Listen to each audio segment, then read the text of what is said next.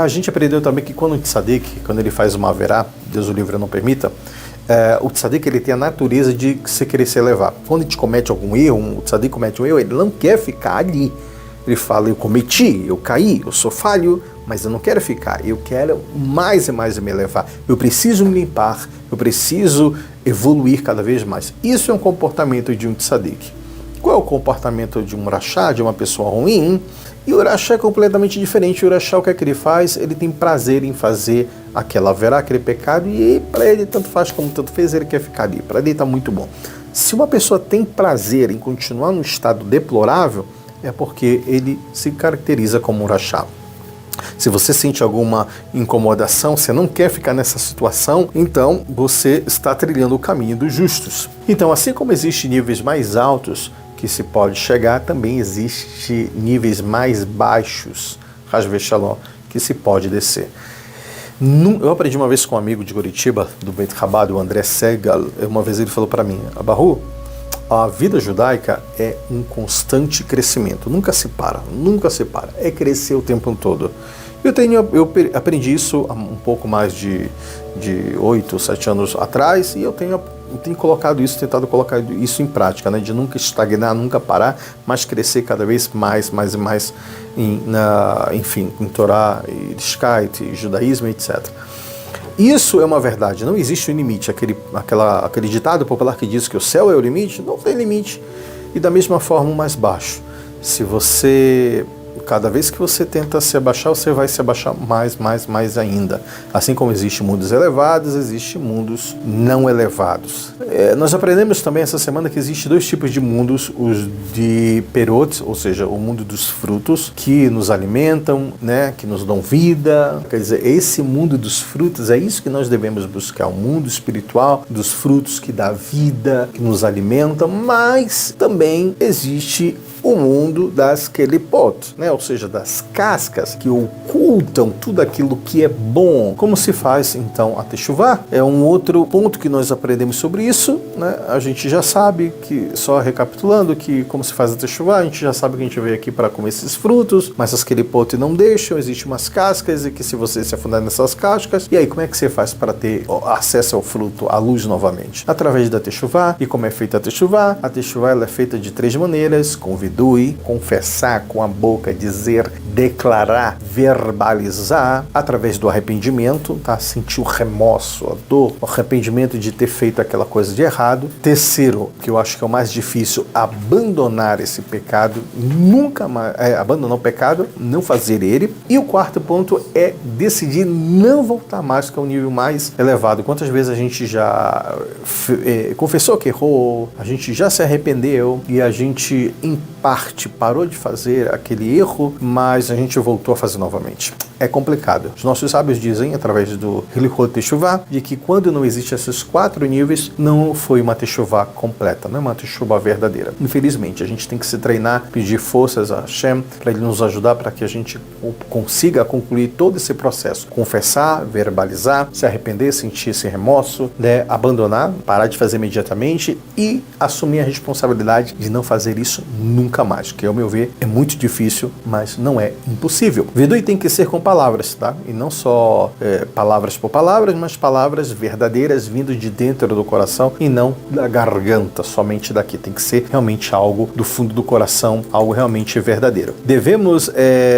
salvar a nefesh, tá? Através do Ruach. Aqui a gente aprendeu uma outra coisa muito interessante, é que quem está embaixo, quem está em cima, consegue ajudar quem está embaixo, tá? Então, quer dizer, esses níveis da alma, quando elas são, Deus o livre, danificadas, então quem está em cima consegue salvar, resgatar aquele que estava embaixo. Então, devemos salvar então justamente essa nefesh, que é a parte animal, através do Ruach, que está um pouco mais acima, mais elevado. Uma outra coisa muito interessante que a gente aprende aqui é sobre o seguinte, que quando nós falamos, né, esse falar, Aleph, Beit, Gimel, Dal, A, B, C, D, quando nós verbalizamos, nós fazemos 2 atos. Que 2 atos são esses quando nós falamos? Primeiro é a ação, ou seja, o movimento dos lábios, o ato físico de falar. E o segundo é o sentimento, que é espiritual. O sentimento do coração que conecta com o Ruach e com o Nefesh. Então veja bem, quando nós falamos, existe um movimento físico, que é o dos lábios. Mas a voz, as palavras, elas são já uma parte do lado espiritual. E somente assim a gente consegue conectar o Ruach com o Nefesh para ajudar. O Ruach, através deste ato, né, ou seja, do coração, essa parte mais espiritual, pode salvar o Nefesh, ajudar, que está nas profundidades das Kelipot. Por que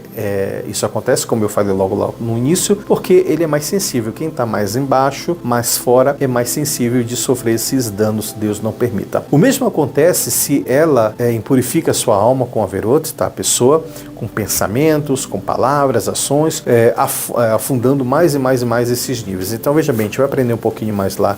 Daqui a pouco a gente vai aprender já isso daí, o que significa, Deus o livre, você ou se elevar ou você se rebaixar através de atos que são pensamentos, palavras e ações. Você pode ou se elevar mais ou se abaixar mais. Gente, isso é muito importante.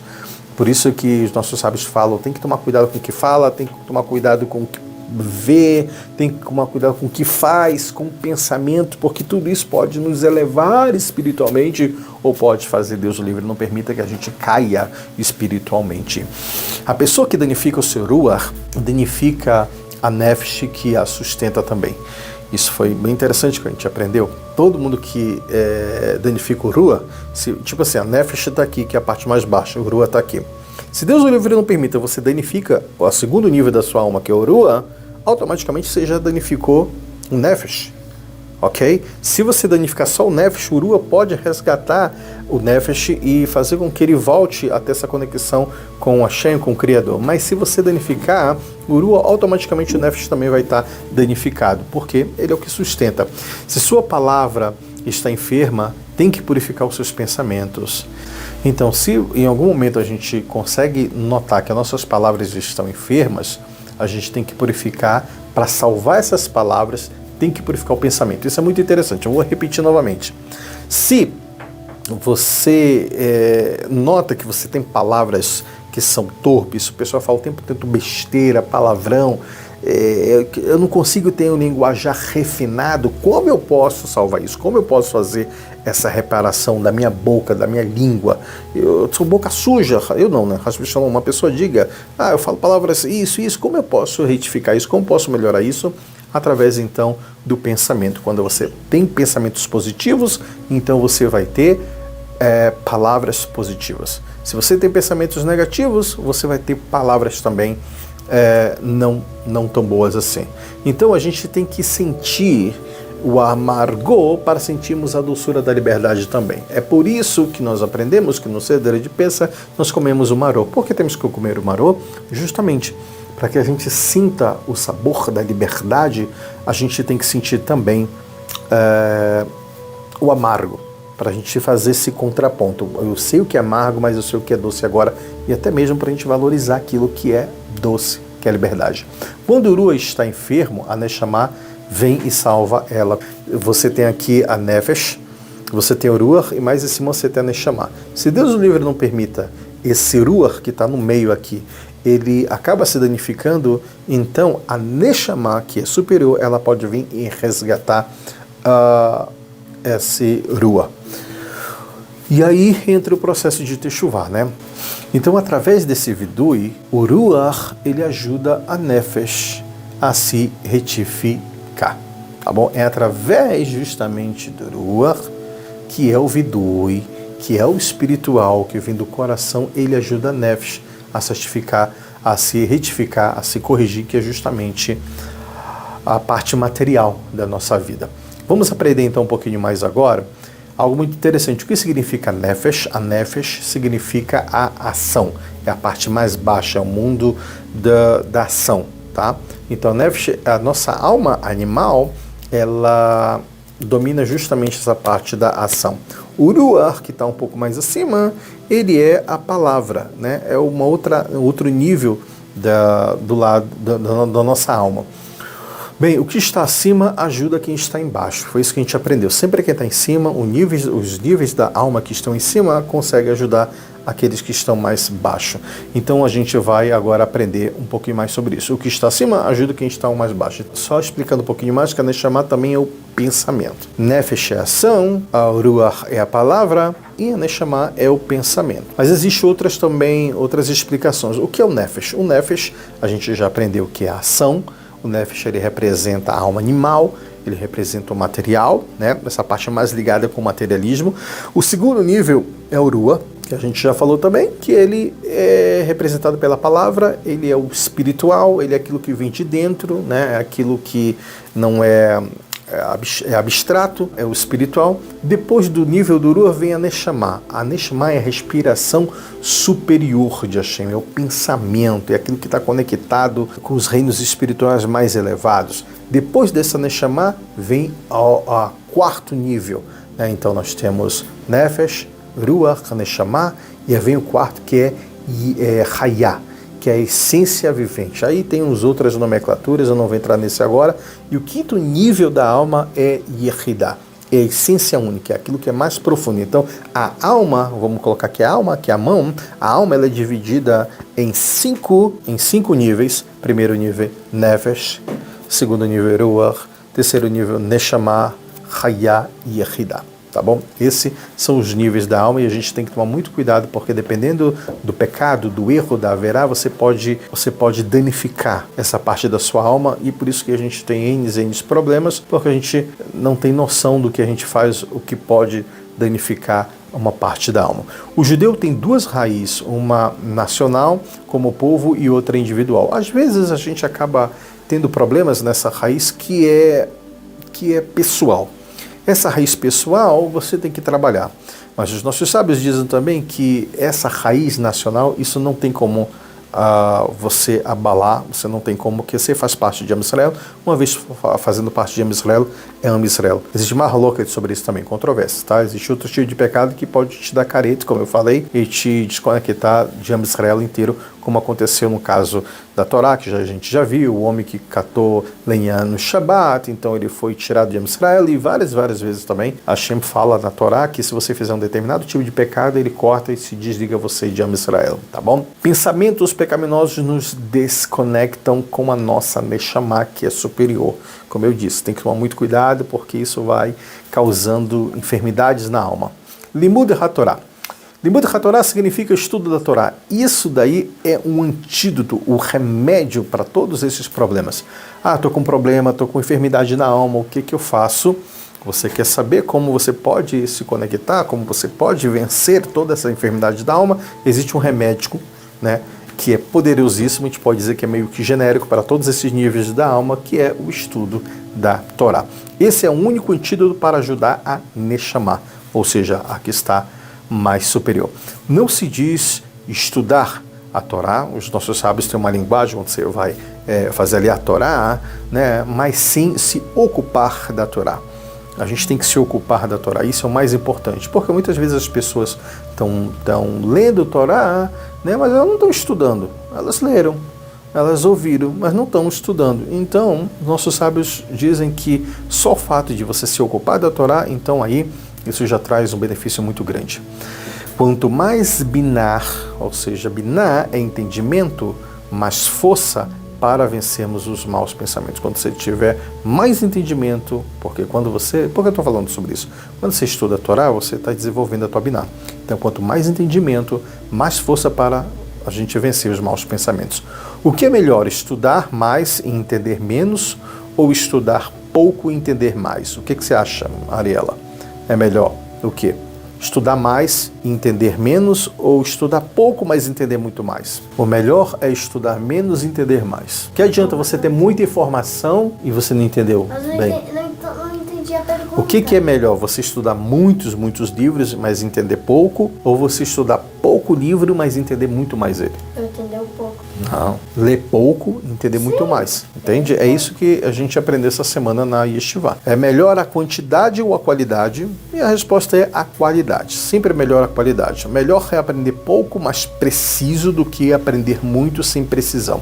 Isso ajuda também nas enfermidades da alma, como os nossos sábios falam. Não adianta você ler toda a Torá, todo o livro e não entender nada. Melhor você ler um pouquinho de cada vez mais, entender o que você está lendo. Bem, no estudo da Torá precisamos ter qualidade e não quantidade. Mas o mais importante é a qualidade, como eu já falei, né? Shoreish de Neshama vem trazendo justamente sobre isso, que Shoreish de Neshama, justamente a raiz da Neshama. Essa é a raiz, essa raiz é a Torá. Aqui a gente termina essa primeira parte, que foi justamente o que a gente aprendeu durante essa semana inteira, sobre a aula de Nefesh HaChaim. Foi o Sefer que nós estudamos. Agora a gente vai passar justamente para onde? Agora a aula do Sefer Hafetz Chaim. Só um pequeno resumo, tá? A gente aprendeu essa semana também que é proibido aceitar e ouvir Lashon Hará. Isso a gente já sabe. Se a Lashon Hará for relevante para a sua vida, pode ser permissível ouvir como prevenção, né? Você está se prevenindo, você está se precavendo, né? Caso não seja relevante, é proibido ouvir. Ou seja, se você pode até escutar uma Lashon Hará, mas não aceitar a Lashon Hará, tá? Eu vou explicar um pouco mais sobre isso. Se ela te traz benefício e você ou outras pessoas é permissível ouvir. Por exemplo, tem um amigo, não vou citar o nome dele para resguardar, que mora em Yerushalayim, eu estava conversando com ele sobre um trabalho, algo que eu fiz, e enfim, e eu iria falar para ele o que aconteceu. Aí ele falou, me conta aí como é que foi a Bahu. Eu falei, olha, eu tô com medo de te falar, porque eu aprendi essa semana na Yeshiva que a gente tem que tomar muito cuidado com o Lashon Hará. Se eu te falar sobre o que aconteceu, vai te trazer algum tipo de benefício, vai ser relevante para você?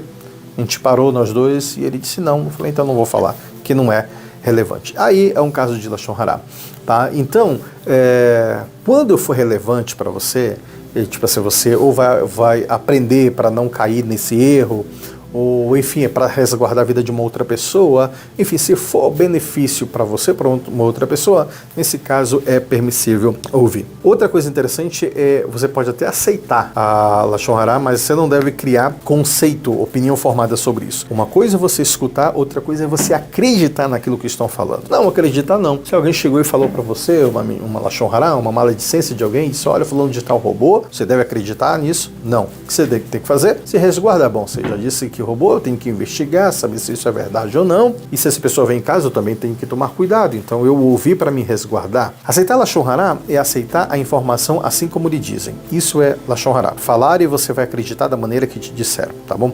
Isto está proibido, segundo Hafetz Chaim.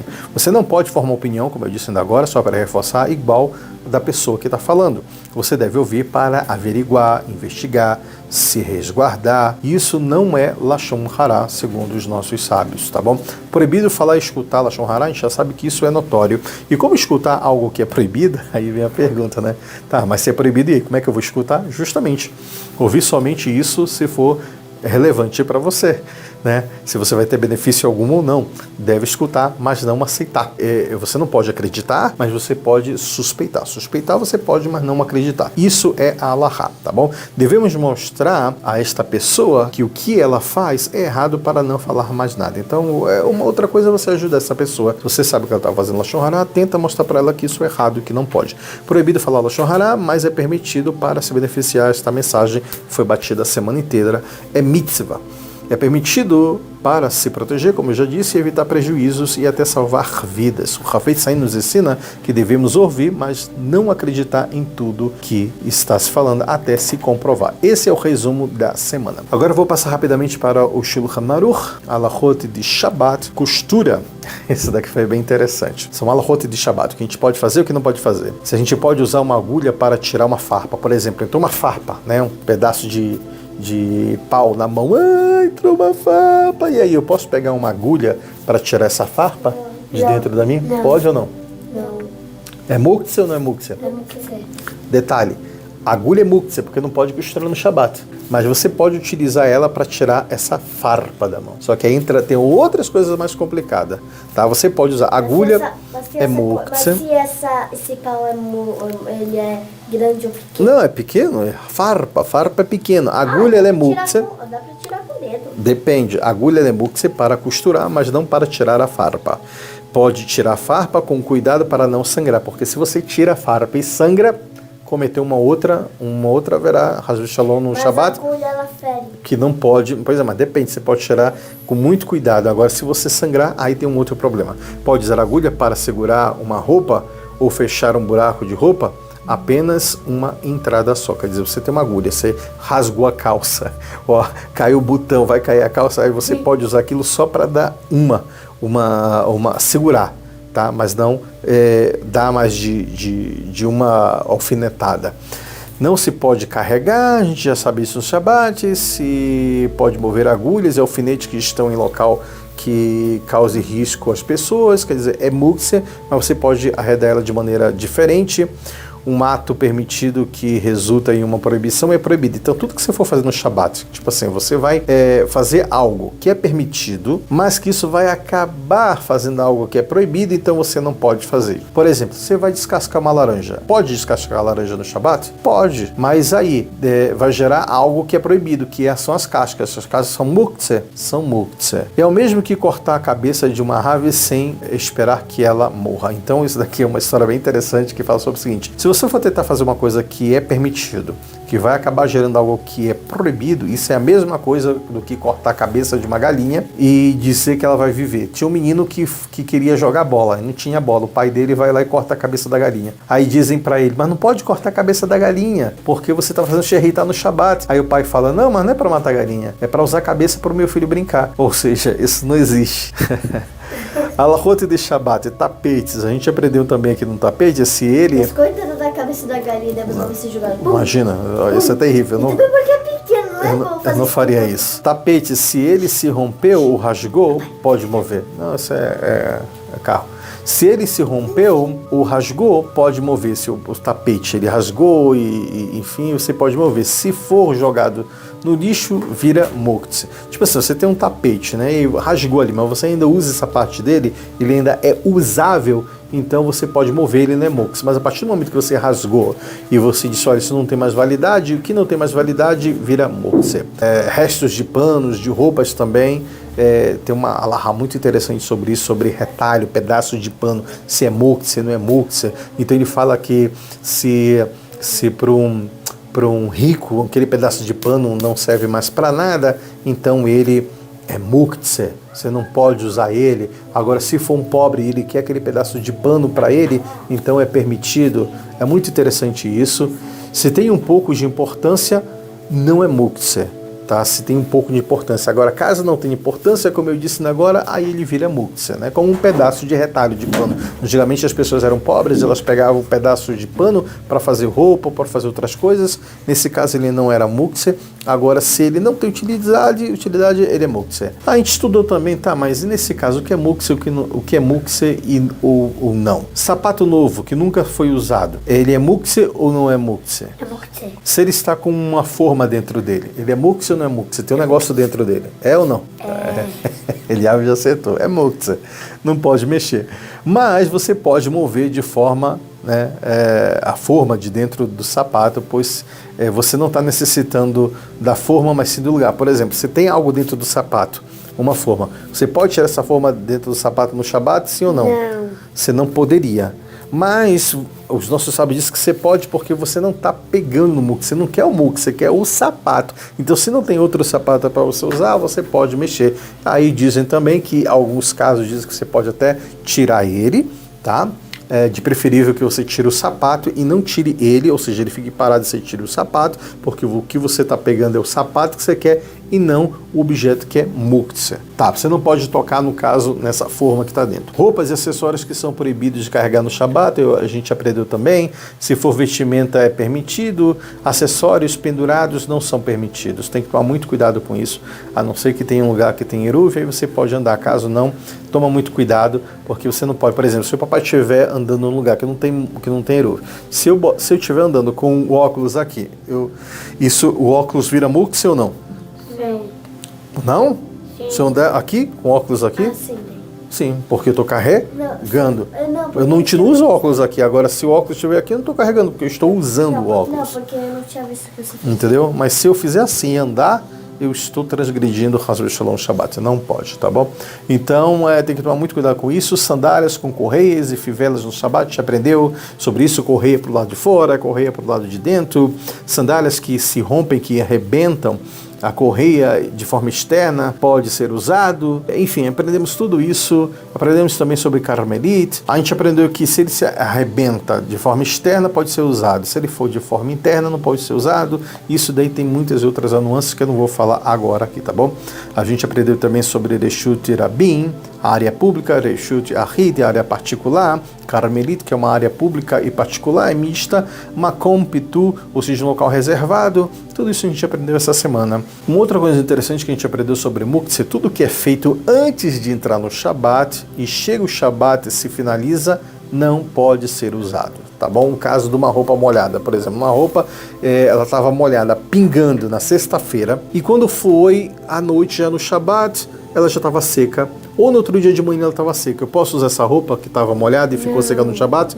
Não, porque ela entrou molhada no Shabat. Então isso daí não pode ser usado. Então, uma coisa muito interessante, não é uma dica, tudo que é feito antes do Shabat e ele não foi finalizado e ele finalizou no Shabat, não pode ser usado, tá bom? Está permitido tirar o permitido do Muktzeh e não tirar um Muktzeh daquilo que é permitido, também é uma outra dica também, tudo aquilo que é permitido é tirar o permitido. Você vai tirar aquilo que é permitido e não Muktzeh. Você não vai mexer no Muktzeh. Você vai tirar aquilo que você quer, tá bom? A gente também falou muito sobre Keli, que são os utensílios, o que é Keli, qual é a definição de Keli, o que torna um objeto Keli.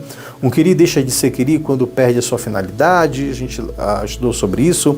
Alahot de Shabbat de Muktzeh, roupas colocadas em um Muktzeh que não é Keli. Podemos tocar no Muktzeh sem mover, se está permitido ou não. Mover o Muktzeh indiretamente é proibido. E aí depois a gente estudou muitas coisas sobre o Ramá, que diz se pode pegar algo permitido, independentemente se ele vá se mover ou não.